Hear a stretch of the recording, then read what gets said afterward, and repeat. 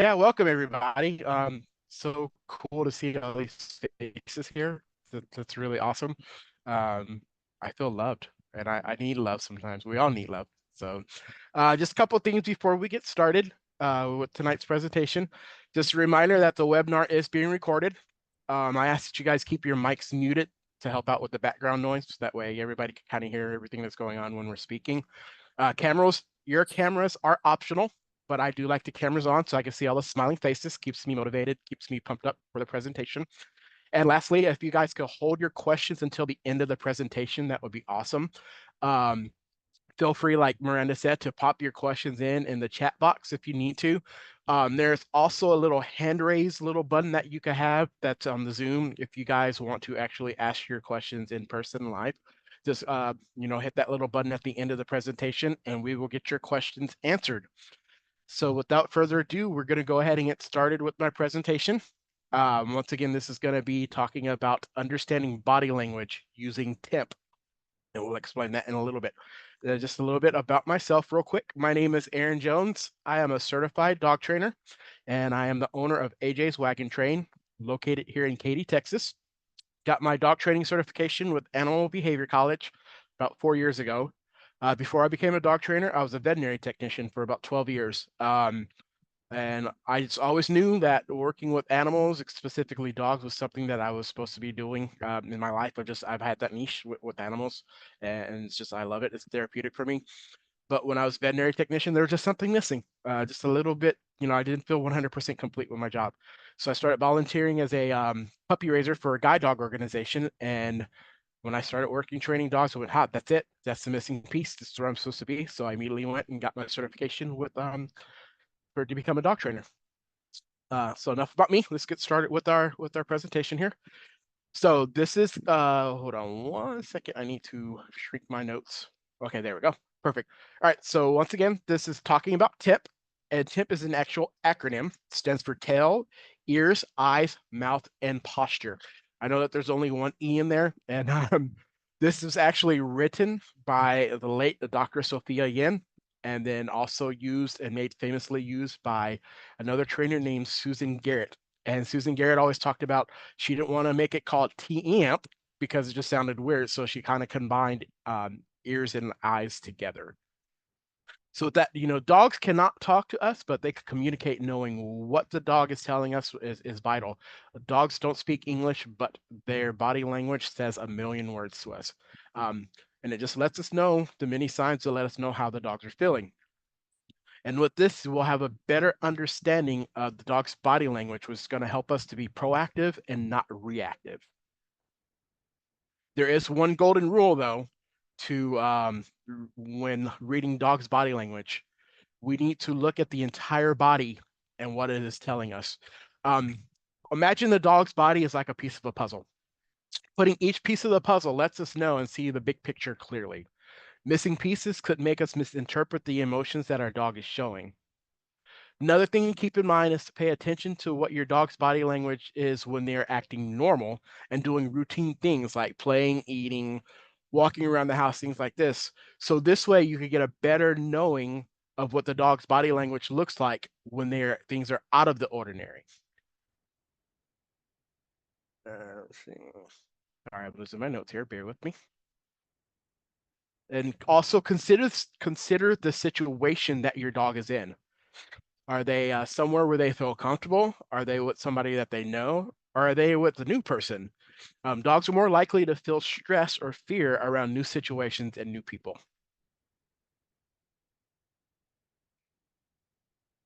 So we're going to start off with tail.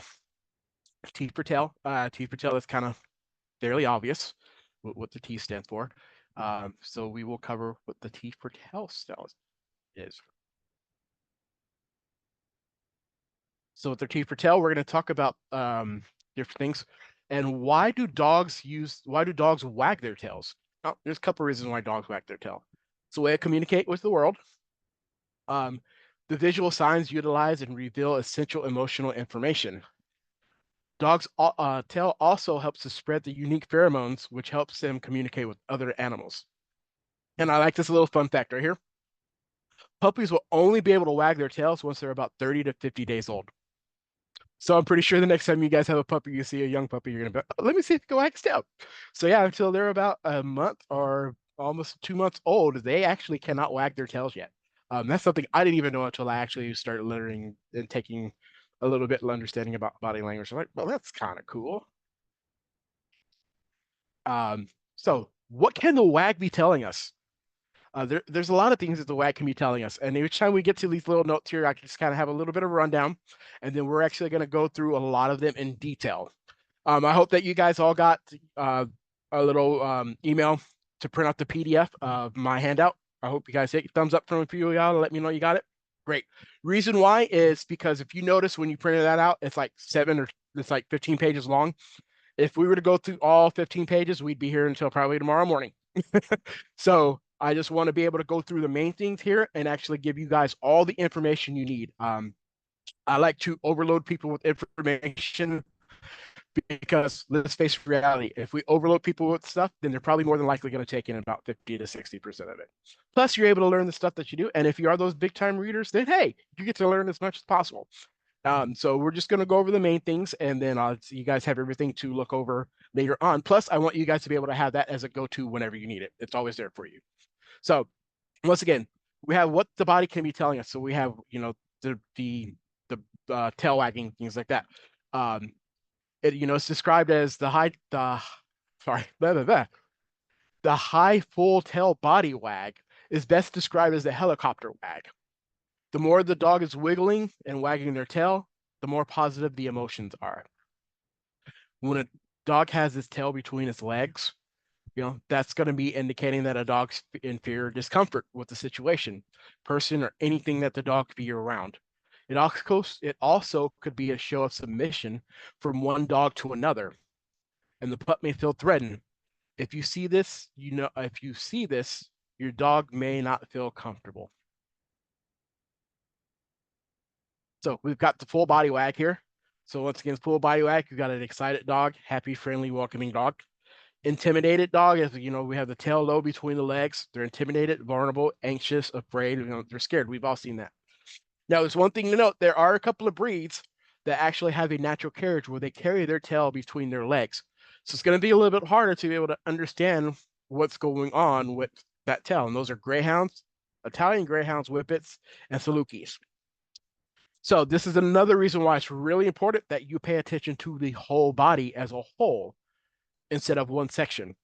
And then once again, if you're only paying attention to one section of the body, you could be misinterpreting things and misunderstanding a lot of things that the body could be telling you, especially when it comes to the tail wag, because it depends on how the dog is actually wagging their tail. Do they have that full tail wag? And if that full tail wag is going, what does the rest of their body look like? Because some dogs are going to have that high felt that tail wag going, but it's not going to be a full body tail wag. And that tail wag could be spreading pheromones, saying, "Hey, I need backup," or "Hey, you can smell me here. You know what's going on."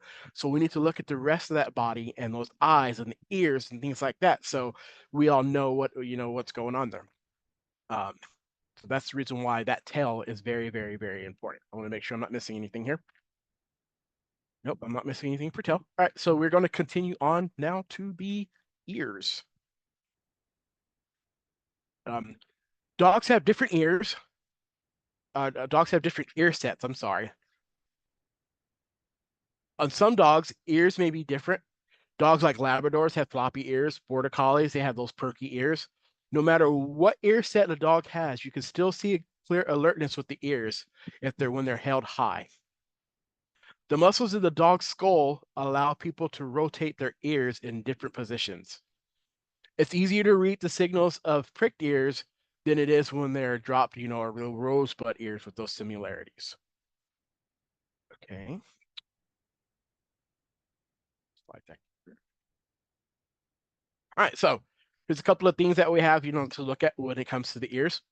We have the ears up held high, so that means, we've got alertness with dogs. You got one ear up and the other back, what we call rotated. Dogs listening or trying to take something in on the side of them or behind them while still listening to what's going on in front of them.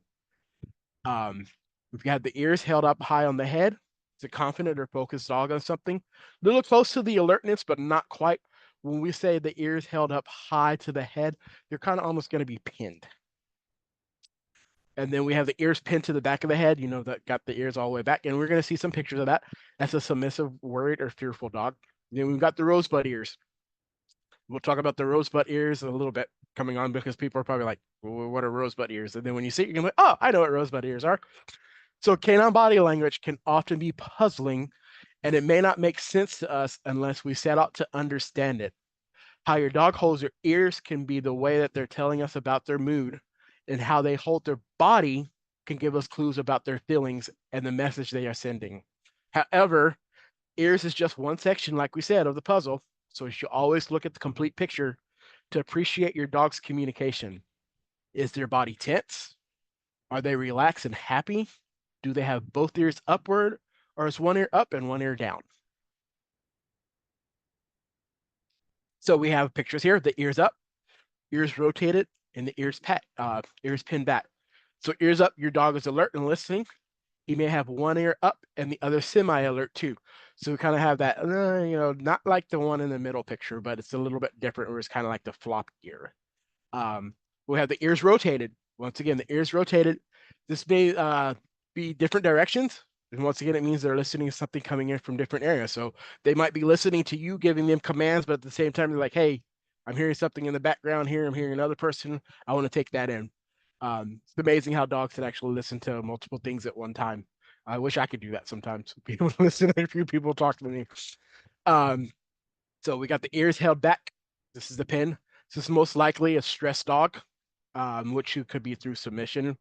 Um, or sometimes if they're kind of pinned back, the dog is really relaxed, but that is very, very rare if they're pinned back this much in this picture. If the ears are slightly down, then the dog is most likely stretched, which is submission or fear, like we said. Even strong enough for them to become aggressive. So if those ears are pinned back, once again, big warning sign. Pay attention to these, to these things. And we'll talk about that later. Sometimes these body languages that these dogs are giving us, once again, it's a way for us to be proactive and not reactive before the dog makes his final act. And we're like, oh crap, now what do I do? So you could get out of that situation before that happens. And then once we talked about again with the ears really held up tight to the head, where they're almost touching, that's very intense looking, and it could be prelude to a charge, most likely, like the famous movie Up, squirrel. So that's going to be our ears are going to be up like that, things like that for that situation. So we have the rosebud ears. So this is what our rosebud ears look like. So now most of you people are going, that's what rosebud ears are. So the rosebud ears are the ones where they begin to rise a little, but then they fall off to the side. Like what we see here with greyhounds, pit bulls, things like that, and pugs. The reasoning, and this is just something that was kind of believed, the reasoning these ears are a little more complicated than others is because they were bred for doing different things for distinctive reasons. Greyhound and similar breeds were given these ears because they felt that it was a shape that would help them run faster by streamlining their heads. Bull terriers, on the other hand, had these ears bred into them for fighting purposes. It was thought that the rosebud ears would be safer from being bitten during a fight. So another interesting fact on how dogs kind of got their shapes, which is another reason why we see some ear croppings going on with like greyhounds, your terriers, things like that, because they want to have those ears looking up and they think they look pretty. To each his own. I won't go into that, but yeah. Now we are going to talk about the eyes. Eyes are kind of one of my favorite because they are kind of the trickiest. Um, eyes could be very tricky, but if you get to learn about the eyes, oh my gosh, wow. Yeah, you want to talk about a gateway to the soul? There's a lot of things the eyes can tell you. Holy moly. Once again, this is probably the most difficult part of the section of the body, the section. Difficult, well, the body is a section, a little bit of the body to learn. But once you learn it, once again, like I said, it's going to open up a whole new meaning to you understanding, what a dog is telling you. So we have a couple of things here that we're going to talk about with the eyes. If a dog has eyes that are full, bright, and alert, that's a good sign. You can see the whites of the eyes or the bottom, that's not a good sign. Look at the pupils. Are they dilated, narrow, very small, very big? Depending on the light where it goes, dilated may be narrowing of the eyes in a dog's being more intense. Or the eyes darting side to side? Um, is the dog looking for an escape? Or is the dog staring? Staring is often a sign that the dog is intent and on a target. Or perhaps the dog could be looking at something they are nervous about. Sometimes you see the eyes are almost closed or to a slit. That happens a lot when dogs are being submissive, and the submissive dog is a dog who could be worried. Dog with the eyes that are moving naturally like a person who is just taking everything in as a relaxed dog. Dog that has eyes that are fixated is intent on possibly pouncing and playing or possibly attacking. Dog with darting eyes may be a dog that is not comfortable with the situation. So we have a couple of things here, and we're going to talk about hard eyes. Hard eyes is pretty cool. We'll learn that one. So we have the whale eyes. Whale eyes are also known as half moon eye. This is when the whites of the eyes, known as the sclera, become more pronounced. In most cases, whale eyes can be seen when a dog is experiencing some kind of discomfort or anxiety. Um, Trying to avert the gaze away from their concern, but they're too cautious to take their eyes off the concern completely. Whale eyes should be treated as a threat with caution, depending on the body language, once again, and its context. It may mean that the dog is feeling threatened, and there more possibly be a situation where it could escalate to a bite. Uh, so you kind of see that dog there, how he's looking at that. Staring, in this picture, I like this picture here, staring, because it's kind of the same. If you look at you can kind of see the whale eye a little bit, but not quite. How they're staring there, it could be more dangerous situation if the dog continues to feel uncomfortable. So you can see the dog's got his head turned, and we'll talk, we'll talk about head a little bit later. But you see how he's got his head turned, but he's still looking. So it's kind of like, I don't want to make eye contact with you, but I'm still not too sure of what's going on here. So I'm gonna keep my eyes on it. And if you see me looking at you like this, when people are looking at you and they keep staring at you, you kind of get the uncomfortable sense too. So you want to de-escalate the situation. So you usually move away or stop doing what you're doing. It's the exact same communication that this dog is saying, hey, I'm not comfortable with the situation, but I'm still keep my eyes on you, let you know that I'm watching. And if you don't stop what you're doing, something else could happen, but I don't want that to happen. Just a quick note with dogs. Dogs, when you see all these things about, these pictures with dog fights and dogs fighting each other, dog fighting is actually very rare. Dog fighting has really become domesticated. Dogs don't want to fight each other. If a dog fights each other, back when they were out in the open, they're now vulnerable. Dogs don't want to fight each other. Fighting means there's going to be blood. Somebody's going to get hurt. That's not what they want. They don't want to fight. That's the last thing they want to do. So you have that fight or flight mentality. Flight is always their first option, but if they have to, they will fight. So if you were ever to go overseas into the third world countries, the more lesser areas, and you see all those wild dogs walking around, you never see dog fights. The dogs are traveling in packs. That's because they're usually typically able to tell each other through body language, hey, this is how I'm feeling. This is what needs to be done, and it's over. So when you see these dog fights, happening here all the time, in the States more like, it's because they've been so domesticated that the body language and the socialization has just been flawed.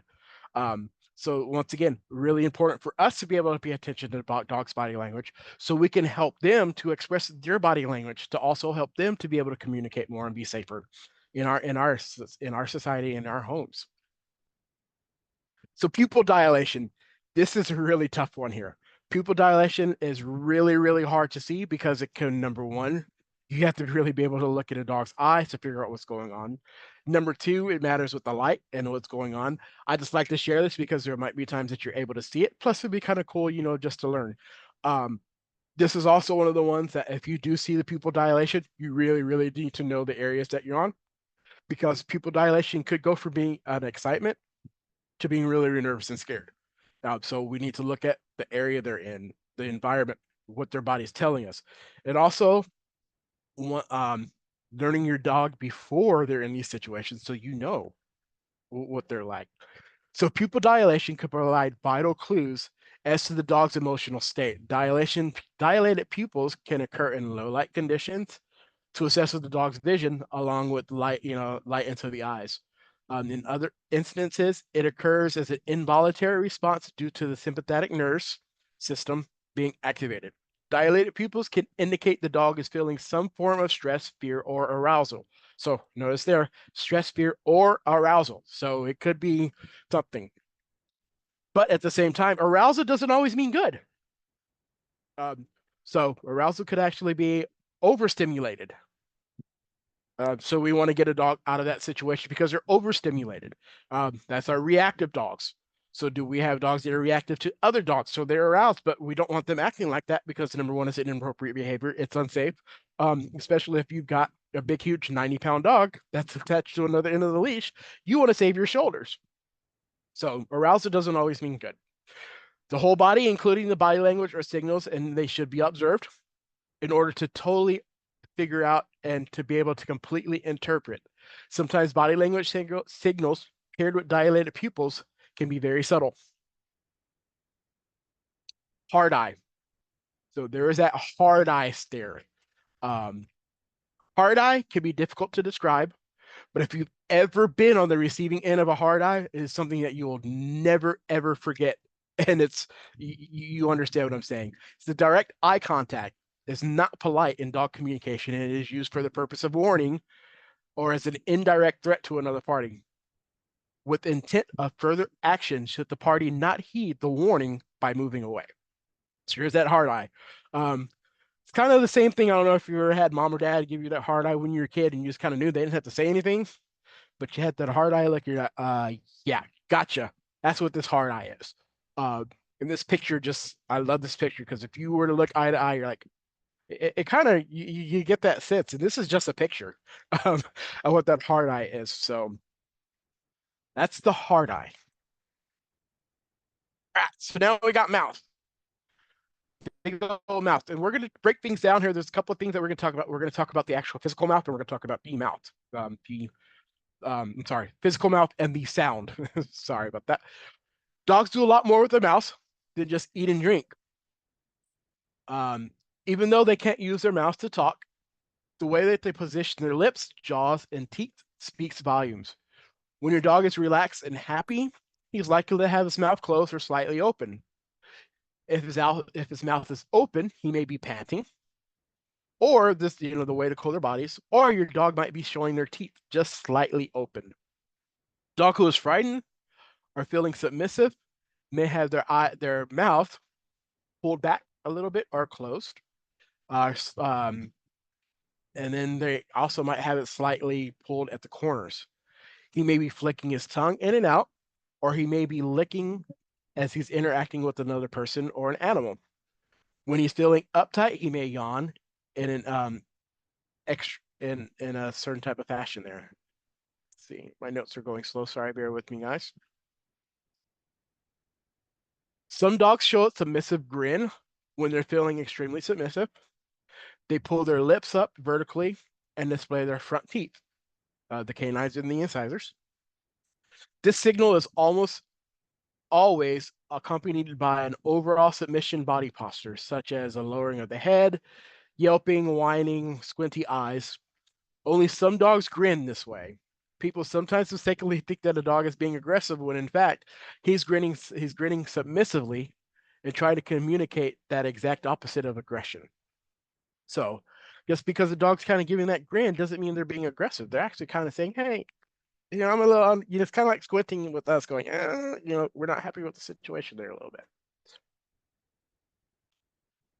So we've got the sounds, growling and barking, tongue, lips, teeth, yawning. So we'll look at the sounds first. Pay attention to what the dog is vocalizing. Is there growling? Now, growling doesn't mean a dog is aggressive. A lot of dogs will growl and play. So don't be concerned if your dog is playing and you start hearing a growl.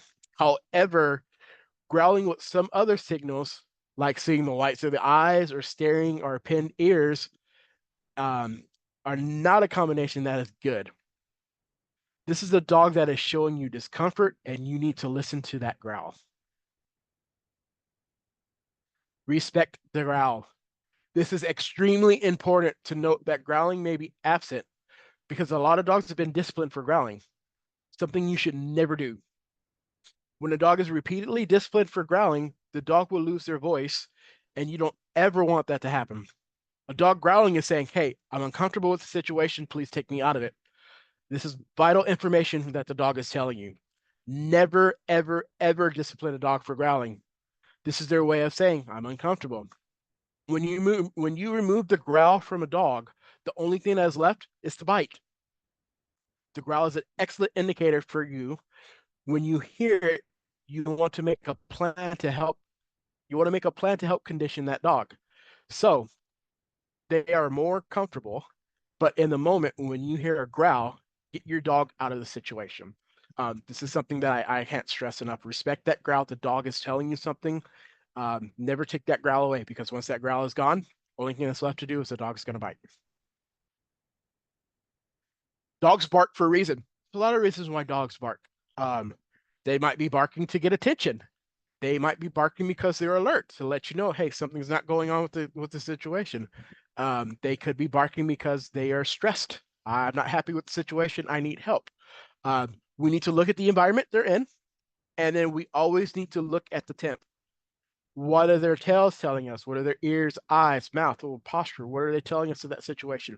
And then we need to address that situation of why the dog is barking. All right, so we have lip licking. Sometimes dogs lick to greet. Sometimes dogs do appeasement licking. Sometimes dog licks their lips to get that last bit of that little flavor because they think it's going to go away.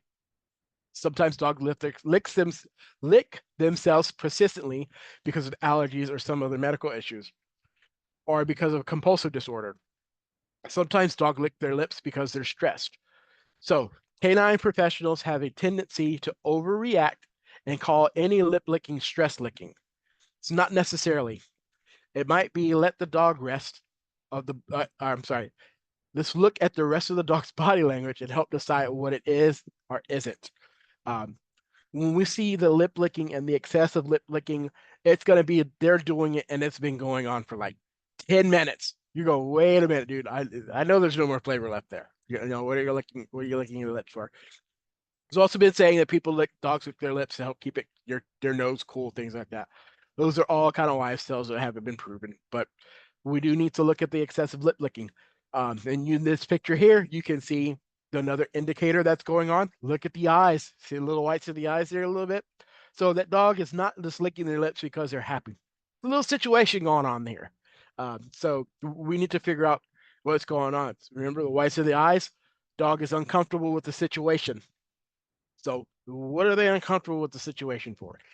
And another reason why a dog could be licking their lips is because they're getting ready to show those teeth.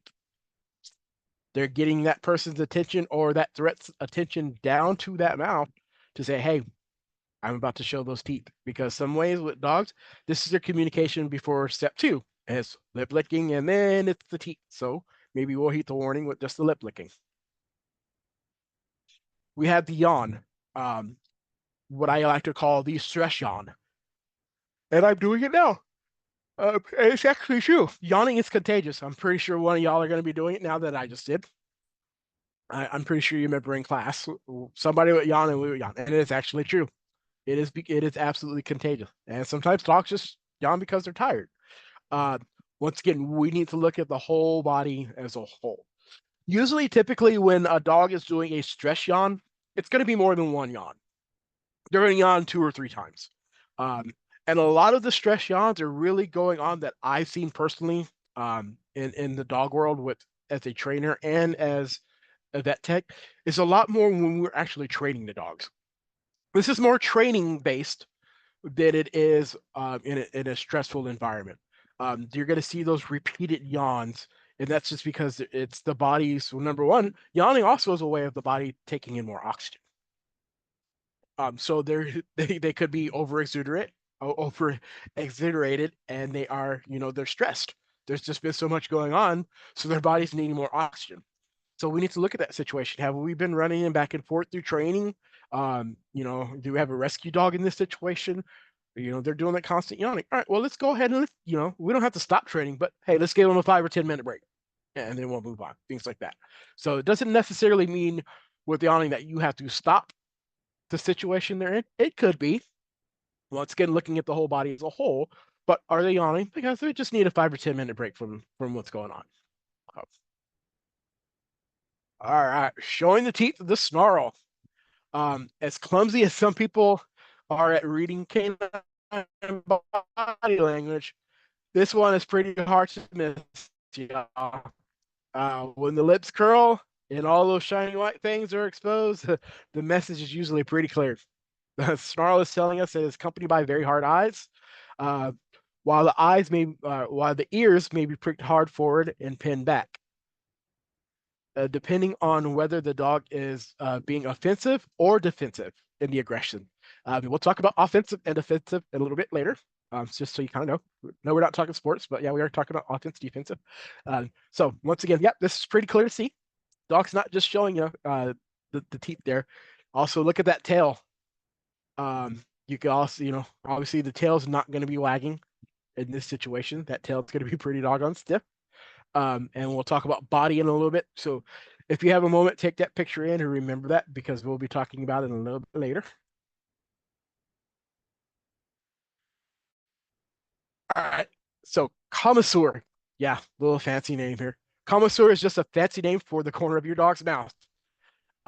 Take note how the commissure looks when your dog is calm and relaxed. So that's the little corner back here of the mouth. That's the commissure. So you guys know that's what that is. Also, like I said, so remember what it looks like when they're calm. So that way you have it for comparison purposes. There are two significant variations of the commissure. If the corners are pulled back and it's making the sign of a C, so you have that C shape in the commissure, that's going to be the dog is being offensively aggressive. If it's making a V shape, that is because they're being defensively aggressive. Either way, watch out. Getting deep into this is one of those things where if you have to try to take the time to figure out if it's C or a V, just get them out of the situation. But take note because you never know. Next time you might be seeing this, and you know what's going on. So, but you'll see that commissure there in this picture. You can kind of see how this dog here is making a V. So in this picture here, this dog is making a V1. So he's being defensively aggressive. Another way you can tell he's being defensively aggressive, look at those ears. See how those ears are kind of pinned back? So once again, we are nervous about a situation. Last one that you can see. Look at those pupils. Those pupils are dilated. You can see how you can barely see the brown in those eyes there. Another kind of giveaway is you kind of see he's on a collar. He's got a chain on. So yeah, he's probably, he's saying, get me out of the situation. I am uncomfortable with what I'm looking at or what I'm about to encounter. Get me out of here. All right, posture. This is a lot that we're going to be talking about posture. Dog's weight distribution can tell a lot about the mood and its mood and intentions. Considering a cowering dog that is hunched toward the ground, that's a sign of fear and stress. The dog may be trying to get away from something, and the posture makes the dog appear smaller. In other words, it says, I mean no harm. See. The extreme of the posture is a dog that rolls, or the other extreme of the posture is the dog that rolls onto their back, exposing their belly. This may look like the socializing for a belly rub, or in a relaxed dog. It is often considered, but it can actually be the sign of considered of stress or anxiety. The dog may even urinate a little bit in appeasement. So we have, the stress urination, things like that. So not necessarily does a dog rolling on their back, exposing their belly. The dog trusts me. The dog's going, hey, I trust you in the sense that you're not going to harm me, but I'm still not happy with the situation. If I roll on my back, okay, you'll pet my belly, leave me alone. Good to go. So you have those dogs sometimes, if you ever realize you rub their belly and you keep rubbing their belly, and all of a sudden they're like, hey, coming after you. That's because they're like, you're not understanding. And it's not the dog's fault. It's because we failed to look at the whole body language. How are those eyes when that dog rolled on his belly? How did he roll on his belly? So they're really important.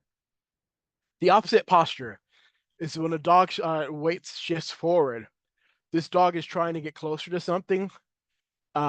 This might simplify and indicate that the dog's in interest, but it could also indicate the offensive intentions, particularly paired with the aggressive body language cues, like the twitching of the tail held high when it's held high and twitching. In this cases, the dog is trying to appear larger. There's a thing where actually you'll see dogs with their facing face to face. Dogs will actually kind of take a deep breath and they'll bow up to try to make themselves actually look bigger than they actually are. Um, no offense, but I call that the Chihuahua dog syndrome. Um, an easy to read aspect of dog body language is the play bow. This is when a dog places their chest on the ground and with their rump in the air. And this name is, as the name implies, is used to initiate play with other dogs, sometimes even with people. So we're going to look at raise hackles, the offensive posture, conflict related posture, and defensive posture. Right. So we have the raised hackles. It's also in technical term the pylori erection. So when a dog's hackles are raised, it means the hair along the dog's back is standing up, technically called pylori erection. The fur can fluff up across the shoulders and all the way down to the back, all the way to the base of the tail, as you can see in this picture here. This is a definite sign that the dog is aroused, but not necessarily in a negative way. The dog might be upset or stressed, but could also be excited or enticingly interested in something. It's often an involuntary reaction like goosebumps in people. So if dogs are startled or things like that, you might see this the raise hackles situation. So once again, we need to take in the environment that they're in, what's going on, what is the rest of their body, what is their mouth. This is a good one to look at with the mouth. When you see the hackles, looking at the mouth and the legs are going to be a great indicator, because how is their mouth shaped? It's going to let us know, because usually you're going to see those teeth if if there's something that's aggression, things like that. Because usually the hackles, once again, it's a startle response. It's not something that really happens slowly over time. Um, while we're often told that raised hackles are a sign of aggression, once again, they're actually just indicating a state of heightened arousal. So yeah, but I think the raised hackles are kind of cool. Um, they might one of the breeds that kind of might be hard to read the hackles in are Rhodesian Ridgebacks. They might be a little bit harder because they just naturally have that. Once again, that's why they're Ridgebacks. It might be a little bit harder to tell. So Rhodesian Ridgebacks could be a little bit hard. I've also noted it in Greyhounds a little bit because they kind of have that hair kind of there. So the raised hackles, but it's going to be very prominent with the raised hackles with those breeds because you'll see it throughout the entire body. All right, so we have the offensive postures. So offensive postures typically display when a dog feels threatened and feels the need to act before something else happens to them. So that's the offensive posture. So we have the offensive posture. We have stiff, straight legs with the upper stance, stiff and rear legs, leaning forward with the neck extended. So in this picture, you can see that we've got that neck extended, those legs back.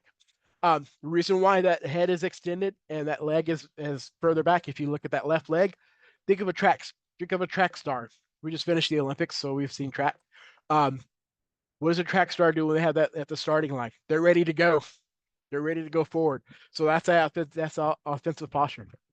If I need to come forward at you, I'm ready to go. So their tail is stiff above the spine, and just the tip might be moving. Kind of one of those very subtle to see, but we've got that direct stare. Upright ears facing forward. In this picture, reason why the ears aren't upright is because we have the breed. But look at the base of the ears. You see how they're up there, and you can kind of see in between those ears. So that's going to be an upright facing ear. And I like this picture because it kind of gives you an aspect of things that are kind of hard to see. So we've got the upright facing ears in this dog, even though they're not sticking straight up, because we can see inside those ears. The pylori erection, very, very subtle. If you look just behind the harness there, we have it there. Dilated pupils kind of hard to see in this picture, so I don't know if the pupils are dilated 100%, but just a note that we have there, directly facing forward. They're standing squared up with the opponent here. As you can see, they're looking right at that threat. They're ready to go. Offensive mouth pucker. So we've got that. What do we have there? We have a V shape. So there's another V shape there. That's not a C shape. He's not quite showing his teeth. This is a picture, so don't know, but he might be growling. Definitely, anyway, you see this. Yeah, this is a threatening posture here for you guys. So that's an offensive posture. I'm sorry. So conflict-related postures. Conflict-related postures appear when a dog is experiencing some form of conflict, meaning that they are unsure of the consequences of the situation. Are they dealing with the opposing feelings in the moment? For example, if they are both if if they are both excited and fearful of meeting a new dog or a person, it can also occur if their learning experience tells them the consequences of the situation would be negative. So you can see the picture in this dog in this, the picture with this dog here. He's got that sideways look. His head's down. He's looking at the hand. Look at those eyes. Once again, eyes are into the soul. Those eyes to me are going, hey, if you don't move that hand, you're gonna lose it. um, so he's like, and you could tell in this picture it's a puppy. So he might, not be sure about being approached by a new person. So he's like, hey, usually I'm fine. With having a dog, pet me, but at the same time, I'm not sure about you. It could just simply be because the person is hovering over the dog. We don't know, but in the all stance, we need to look at the situation. So the dog is crouching low to the ground, leaning back. Perfect example right here in this picture. Head tucked in, so his head is tucked in a little bit here. Tail curved down, or tail between the legs, covering the genitals. We don't know if that's happening in this picture here. Dilated pupils, eyes fully open, or we got the hard stare whale eyes. Ears slanted sideways or backward on the head. Kind of hard to see the way the angle of this picture is, but his ears are actually pinned down in this picture. If we were to blow it up a little bit, you'd be able to see that. Turning sideways to the opponent, not straight on. So you see how he's sideways here? Because once again, we have that fight or flight response. Basically, if he wasn't attached to that chain, he'd probably be on the flight standpoint of it because he wants to get the heck out of that situation. Open mouth, all teeth exposed. He's getting there. If you look, I think he's getting to that situation where that mouth is open and he's about to start exposing those teeth. Lip licking and tongue flickering. We have the lip licking, tongue flickering about to go on in just a minute, probably. And we have the stress yawn. All right, defensive posture. I looked and I could not find a picture of defensive posture. I tried and I just couldn't find one that gives a good definition. So sorry about that, guys. Defensive posture or defensive aggression. I hate using the word aggression because it's it's a very it's a very touchy thing nowadays because we don't quite, aggression has been so overly used that it's not quite necessarily the correct term. I like to use the word aggression with caution, very, very cautiously. But it occurs when a dog attempts to avoid a situation or conflict by displaying behaviors to avoid aggression, but then escalates the behavior when those displays do not work. So we have that defensive posture where they're like, hey, I want to get out of this situation, but I will flip the switch and go into offensive if I need to. So we have that low stiff stance to the ground with the body weight over their back legs. So the opposite of offensive, that weight is over the back legs because they're ready to retreat, not go after. So it's going to be on the back legs to back away from the situation. Tail tucked, still or flickering, pupils dilated. So once again, pupils dilated could mean a bunch of different things. Ears back, head low. So we are uncomfortable with the situation. Where if we remember in the offensive posture, the ears are up, ready to go. So in this one, we have the ears back, head low. Now the pilar erection, once again, because it's a startle response. They might have the glassy eye squinted with both whites of the eyes.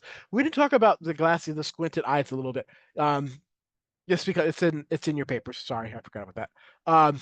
Attempting to shrink or move away, might be slightly turned, possessed to run, or curl up in a U shape. So the opposite of offensive, where they try to make themselves look bigger, they're going to try to make themselves look smaller. The princess in distress kind of look. They may display both their teeth or have that tightly closed mouth accompanied by tongue flicking. And we might have that growl. So that is our T.E.M.P. What we're going to do now is we're going to do a couple of fun things. We're going to read the body as a whole. I've got some pictures here for you guys. And we are going to put the pieces together. See how we're doing on time. Perfect. We're great on time. I was hoping we'd go over. I want to try to keep us at an hour. So I think we're going to be great at that. So we're going to read the body as a whole. So what I'm going to do is I'm going to show you a picture.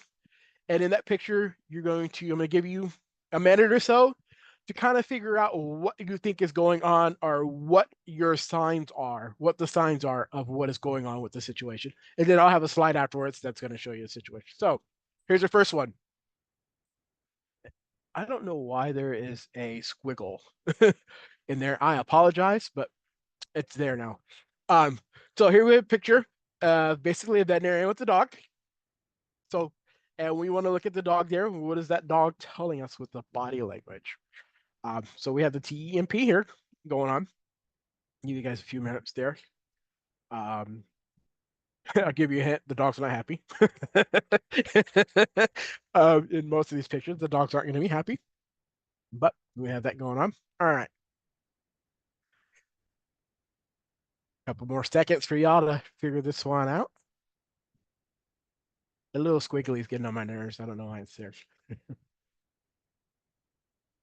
All right. So we got a little bit of the whale eyes going there. Dog is looking away from that situation in that stiff posture. There's also a couple things that I kind of think I missed there. Kind of see his mouth. Looks like he's about to start showing his teeth a little bit there. So he's about to start showing his teeth. So that's a couple of things there that we have on that one. Next one. We are basically going to be looking at the dog on the left. So we're looking at the gray dog that's lower. We're not looking at the black and white collie. We're going to be looking at the dog on the left for this situation. The dog on the right is kind of pretty clear. Or we could talk about the dog on the right while we're figuring out the things on the left. So we've got showing the teeth there. Got the eyes going. Definitely safe to say we've got offensive posture with the black and white dog, where we've got a defensive posture going on with the gray dog.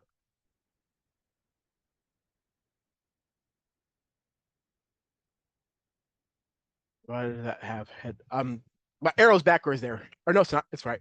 So we have the tail tucked, ears are flat, head is turned away from the situation. Notice he's not facing the situation. He doesn't want anything to do with this. The mouth is closed, and the eyes are pretty much closed on what's going on here. Excuse me, guys. I'm sorry. So that's gonna be a good defensive posture with this dog here. He wants nothing to do with the situation. Also, if you notice, his body's real low. He's kind of shrink. It's kind of hard to see, but he's shrinking himself. He's trying to make himself look smaller, appear smaller. He's got the damsel in distress look going on there. All right, so here's a good one. Good old fun dog park. And we are going to be looking, I think, at both on this one. I can't remember 100%. It's been a while since I've actually seen this picture. Definitely safe to say there's a lot of sniffing going on with both dogs. Aren't you glad you're not a dog? Can you imagine that's the way you get to say hi to everybody? Good to see you again. All right. So we've got the dog, the shepherd there. He's got a relaxed posture. It's like, this is my first rodeo of this person saying hi to me, trying to figure out who I am. That dog's relaxed. And then we've got that horizontal tail. So this is a good situation here. Basically, they're just kind of re-greeting each other. Hey, hadn't seen you in a while, Charlie. How you been, Ben? You know, kind of one of those things. But we do have that situation going on there. So we've got what it looks like to be a relaxed dog. All right. Here we go. Another one. Ruh-roh. Huh.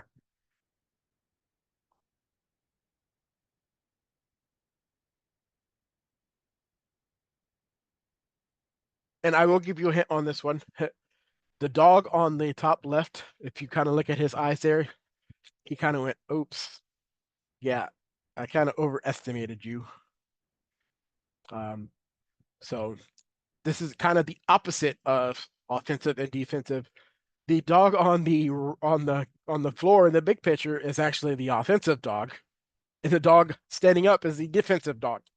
The dog on the left is kind of like, oh, okay, you don't want to say hi.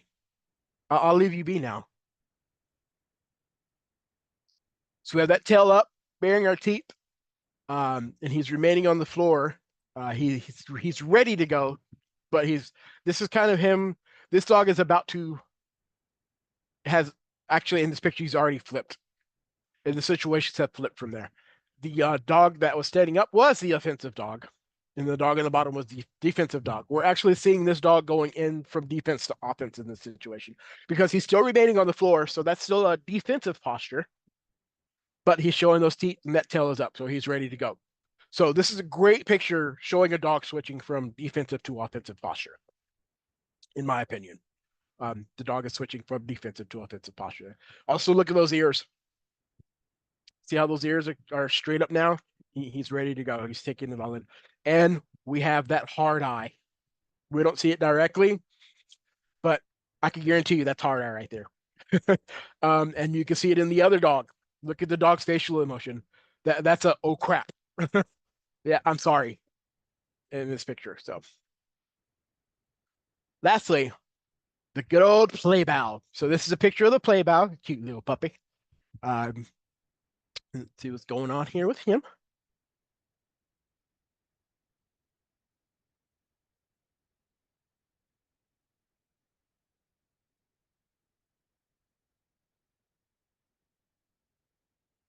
All right, so we got that tail up. It's a happy tail up.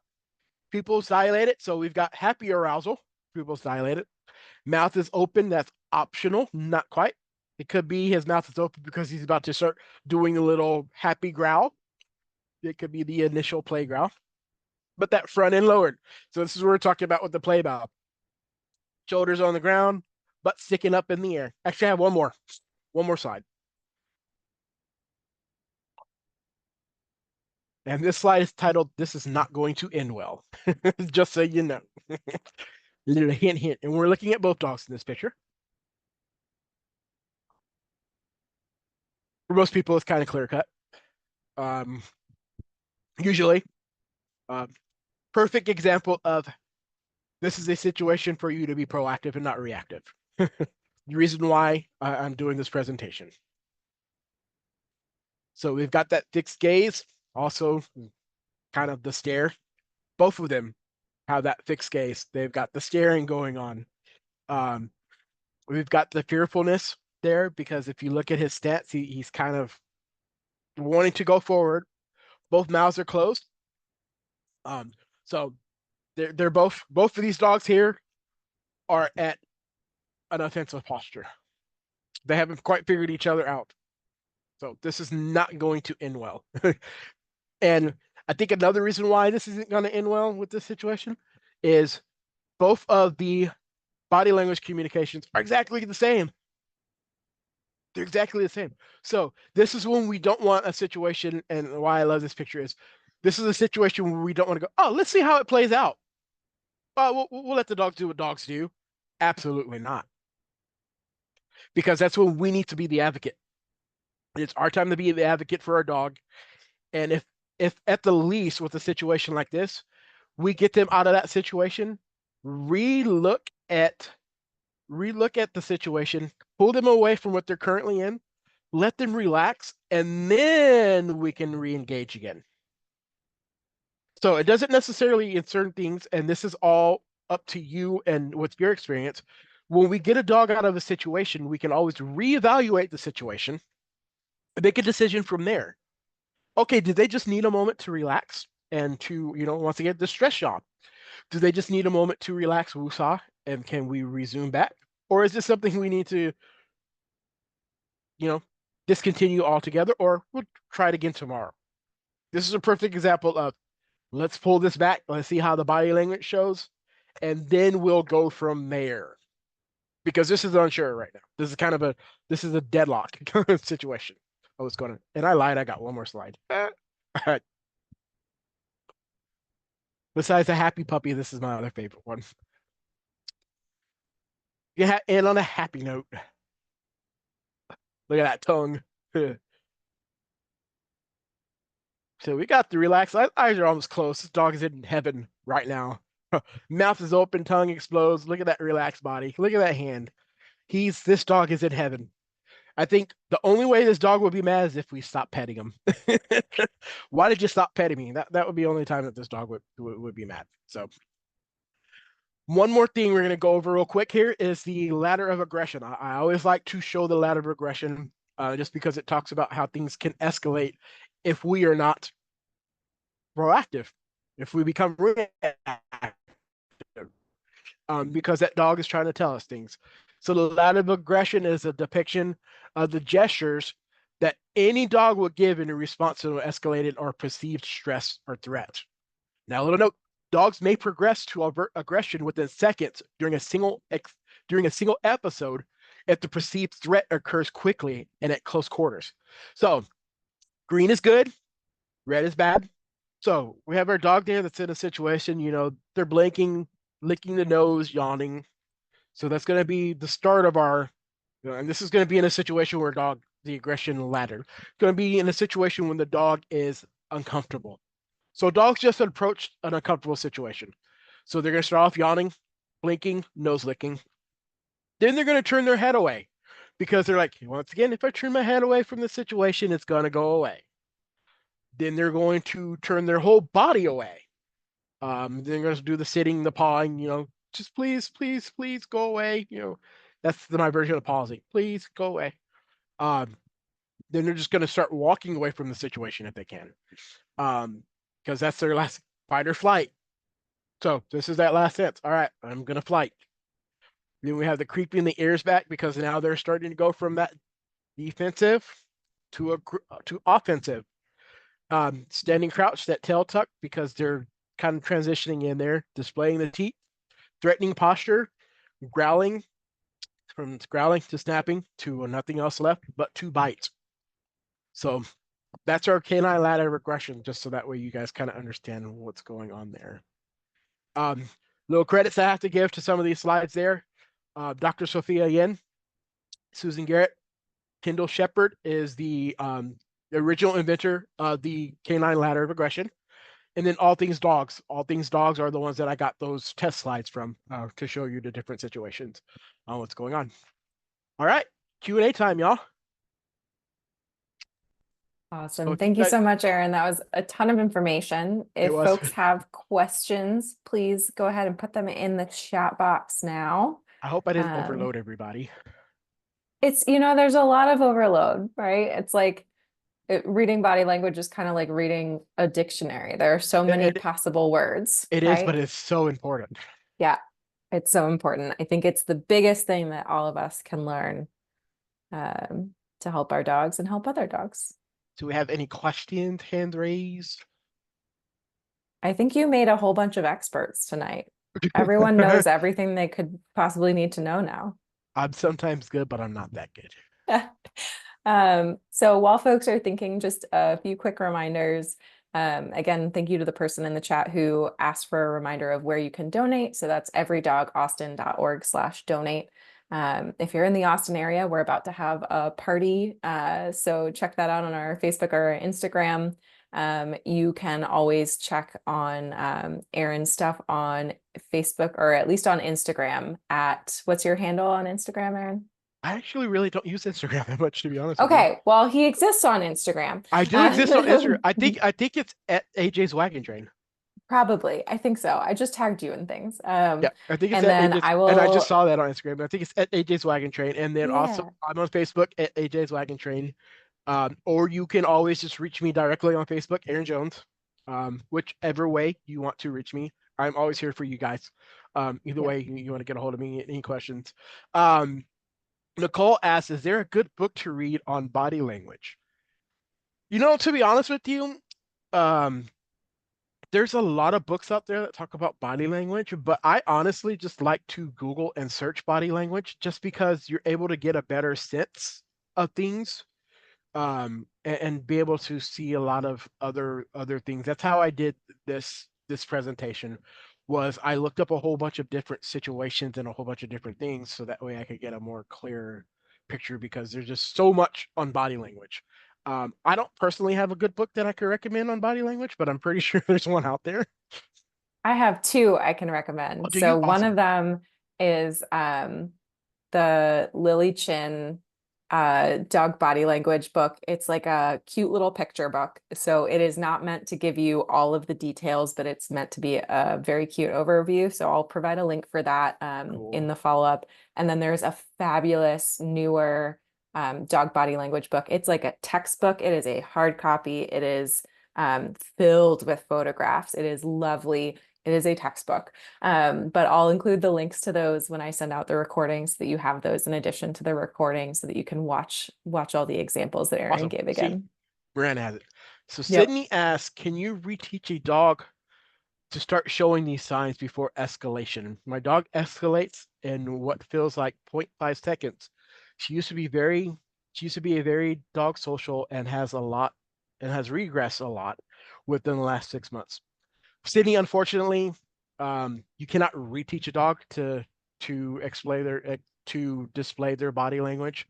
And even if you could, I would honestly say it is not a good decision to teach your dog to on how to display their body language because then you're controlling their emotions. Um, your dog is communicating to you within a situation. I'm sorry that it's, that they've regressed, but my suggestion is to look at why your dog has regressed and what those body language signals are telling you, and to help her get more confident and to help her in that situation to where maybe she can feel a little bit more confident to where we're not having that 0.5 seconds. So maybe, work on looking at those responses and being a little bit more proactive with those responses. And maybe that'll help you with being able to get her in a more suitable situation and not as trigger happy, so to say. Yep. We typically say if you're seeing your dog's reaction time get shorter, that usually means that they're more stressed, that there's other things happening. So just like I'm a nice person, but if I've had a really bad week and my alarm didn't go off, I'm much more likely to respond quickly. So there's underlying stuff where if you're seeing your dog's reaction time go down, look for those underlying causes and see if you can help them feel more comfortable overall. Back up a little. Actually, I stretch Someone my asked, legs is out. there a webinar you suggest to show new volunteers about dog body language? We have visuals, but I feel like your webinar would be great for some of our volunteers or a similar one. Good news, this is being recorded. I will send out the recording link to everyone tomorrow and you can share it with all of your volunteers. And you're absolutely right, Carla. There are a lot of books and slides and things like that, which is the reason why I'm like, hey, we need to do a presentation on this because, the slides for me, just reading things then, doesn't really go into detail. And plus, like Miranda said, it's almost like a dictionary. you Yeah, know, uh, how do I get a definitely a copy rabbit of hole your to go down. notes? Um, 512, I like it. It's the area code. Miranda put a link. Did you put the link for the PDF on the So here? I will Somebody did. include, yes, somebody put the link to the PDF on here, but I will send a follow-up email tomorrow when I have this uploaded and it'll include the link to view the recording. It'll include that PDF again. So if you want that PDF, Aaron put a ton of information on there. I'll include the links for 2 books. Again, if you want the big book or if you want the little cutesy book. So I'll include all of that in there. Hey, can you email me a link to this video too? No, absolutely not. No, you can never see it again. Um, ooh, I actually love this question. I'm so glad someone asked this. My dog loves to lie on his back. Is that an invitation to rub his tummy? Well, if you remember earlier, we were talking about that. Rolling on their back may not be just, hey, I want you to rub my belly. It could be, hey, I'm letting you know that I trust you. Everything's good. So you could go away now. Once again, we need to look at that body language of the whole. What was that dog? What was the situation like before the dog rolled on his back? What were the eyes telling you as they rolled on their back? How tense is their body that's going on? Um, so it doesn't necessarily mean just rolling on his back and saying, "Hey, I want you to rub my tummy." We see this a lot. We often call it the tap out of the like, oh gosh. So oftentimes if you're seeing those ears are back, or maybe that tail is tucked, or maybe the posture is back, there's a good chance that that dog does not want its belly rubbed and just wants to be left alone and is trying to be non-threatening. My dog will do that when I want her to get up on the couch, and for whatever reason she doesn't. And if I look at her, she'll start to roll onto her side. So dogs will do it for communication. It may not be an attempt for belly rubs, but it could also be. You That's never like know. the tap out. I like that saying. Yeah, the taboo. I did not come Yeah. up with that. That is a trainer term that somebody came up with, but it's You very much that like, okay, I'm out. Don't do you should anything to you me. should still So take credit for that. yeah, that's why watching for those ears and the lip licking and other Yeah. things, often it's along with ears are back and I'm licking my lips and I'm doing one of these guys. So I also call it the I'm sorry if they ever did something wrong and they kind of roll in their back and like, I'm sorry, will you forgive me? So yeah, absolutely. how would we proactively make, so this is from Amanda. How would we proactively make the dog more comfortable? Do you have any suggestions? I already give tons of treats, have him go to his place and working on engaging and disengaging while having guests over and seeing other dogs out and about. 1 minute, my dog seems happy and comfortable accepting pets and treats, and the next, there's an escalation that seems to come out of nowhere. So, proactively make your dog more comfortable. This is a good one for basically, this is going to kind of be dog reactivity. Um, this you're going to have to do slow steps on this one. Um, you want to take your situation with the dog at a distance, see how they react to those situations at a distance, and then once they slowly start getting comfortable with that, then you can close in the distance. We have our 3Ds of training: duration, distance, distraction. So that's going to be our distance right here. So once they start exhibiting that they're comfortable with the situation at a distance, then we can start moving it in um, at that situation. So that's going to be the 1 minute that they seem happy and comfortable with the situation, then it escalates is because things got closed in a little bit too fast, things moved a little bit too fast for your dog. So we're going to have to be able to do that. And that's going to be an everyday occurrence for me, in my opinion. This isn't going to be a one and done fix. We're always going to, especially if we have a reactive dog, we're always continuously for the rest of that dog's life going to have to be reevaluating the situation. This isn't going to be all right, one and done. We've got the problem solved. This is always going to happen, but we can do things to desensitize them and make them a little bit more comfortable to a situation. But it's something that we're always going to be working on forever. You're muted, Miranda. Yes, I was muted because my dog decided something to scream at. The other thing I was going to say, Amanda, is these are the times where I would absolutely work with a professional dog behavior consultant. So anytime, and same for folks who are saying, hey, my dog's not really showing a lot of those warning signs and I'm not sure why. These are the places where it could be that your dog is starting to get more and more nervous and maybe we're missing those signs. So it seems like a sudden shift. It could be that they just can only handle 10 minutes. It could be that there's something else going on. There are a variety of things. And so that's where it's like, we can give you the general stuff. It could be one of a bunch of things, but anytime you are struggling to read your dog's body language or you feel like there's a pretty significant shift that you don't understand why, those are where we absolutely recommend working with a certified dog behavior consultant of some kind so that you can get the help that you need. Because we can give general things, right? It's sort of like the belly rubs. Like it could be belly rubs, it could be a tap out, it could be something in between. So we definitely recommend hiring someone that can work with you specifically and get to know all the details so that we can come up with a good plan for you. I'm so happy you mentioned that. I totally Awesome. forgot that. Yeah. Yeah. I mean, there are so many things, right? Body language leads to so many things. Amanda, I'm glad you're on the waiting list for sure. And for anybody that's watching this later, just remember there are virtual behavior consultants all over the world. So if you're having trouble finding somebody in your area, there are folks who can still help you. Yep. So, awesome. Erin, we have kept you already over. No, that's We fine. really appreciate it. This was so much great information. I will try and have this uploaded tomorrow as long as YouTube cooperates with me, and then I will send this out to everybody.